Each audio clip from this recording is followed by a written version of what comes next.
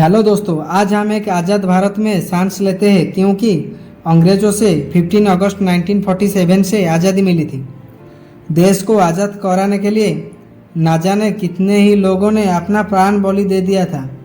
आज़ादी के लिए लड़ने वाले खासकर दो अलग अलग विचारधारा में बांटे हुए थे, जिनमें से तो एक तरफ वो लोग थे आज़ादी को अपनी ताकत से छीनना चाहते थे और कुछ लोग शांतिपूर्वक मार्ग पर चलते हुए आज़ादी को हासिल करना चाहते थे।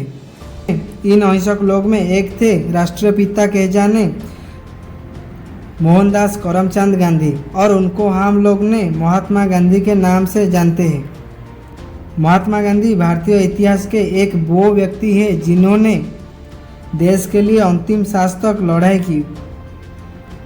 उन्हीं की तरह हजारों वीरों की वजह से हमारा देश भारत 1947 में आज़ाद हो सका। इस वीडियो में हमारा राष्ट्रपिता महात्मा गांधी जी के बारे में जानेंगे।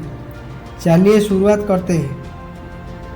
दोस्तों, महात्मा गांधी की जन्म 2 अक्टूबर 1869 गुजरात के पोरबंदर शहर में महात्मा गांधी का जन्म हुआ था। उनके पिता का नाम करमचंद गांधी और माता का नाम पुतलीबाई गांधी है। गांधी जी सूरत से ही शर्मिल थे और किताबों को अपनी दोस्त मानती थे, और आगे चलकर मात्र 13 साल की उम्र में उनकी शादी उनसे 1 साल बड़ी लड़की कस्तूरबा से हो गया। दरअसल भारत में उस समय शादियाँ काफ़ी छोटी उम्र में ही हो जाया करती थी। जब गांधी जी 15 साल की थे तब उनके पिता का निधन हो गया। पिता के निधन के 1 साल बाद गांधी जी की पहली संतान हुई, लेकिन दुर्भाग्य से जन्म के कुछ समय बाद ही बच्चे की मृत्यु हो गई थी। इस समय मानो कि गांधी जी के ऊपर दुखों की पहाड़ों टूट पड़ी। इन कठिन परिस्थितियों में गांधी जी ने खुद को संभाला और फिर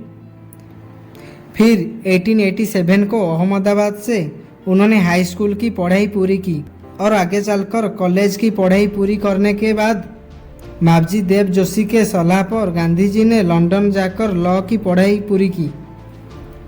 हालांकि 1880 में गांधी जी ने दूसरी बार पिता बने, और इस वजह से उनकी मां नहीं चाहती थी कि वो अपने परिवार को छोड़कर दूर जाए, लेकिन कैसे भी कर उन्होंने अपनी मां को मनाया। फिर 4 सितंबर 1888 को लंदन पढ़ाई के लिए वो चले गए। फिर 1891 में पढ़ाई पूरी करके भारत वापस आ गए। गांधी जी 1893 में वकील के रूप में काम करने के लिए दक्षिण अफ्रीका गए। वहाँ उन्हें नस्लीय भेदभाव का प्रत्यक्ष अनुभव हुआ। उनको फर्स्ट सीट टिकट मिलने के बावजूद उन्हें ट्रेन से बाहर निकल क्योंकि फर्स्ट सीट बगी में केवल गोरे अंग्रेज लोगों को अनुमति थी। भारतीय या काले लोगों को यात्रा करने के लिए अनुमति नहीं थी। इस घटना के दौरान पे गांधी जी पर गंभीर प्रभाव पड़ा और उन्होंने नस्लीय भेदभाव के खिलाफ विरोध करने का फैसला लिया।